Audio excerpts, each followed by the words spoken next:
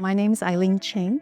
I work at GSK. Currently, my position is the head of technical capability delivery in biostatistics. Obviously, SCE, as you know, for any pharma company is a mission-critical system for the business. Even though we have a robust SCE in production, our work is not done, right? So part of our remit is to continuously improve, to continuously transform and evolve our products. And for me, that's also what makes my job interesting, exciting, is that we're constantly looking out for our users, constantly looking for new ways to make them more effective and more efficient in what they do.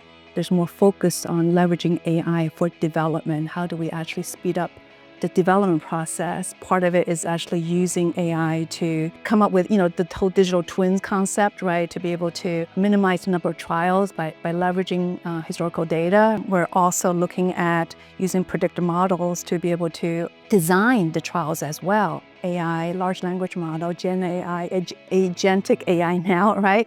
To really look at how we can accelerate the clinical reporting process, the submission process as well. We're not going to be replaced by AI, but a statistician or programmer using AI is going to replace a statistician or programmer not using AI.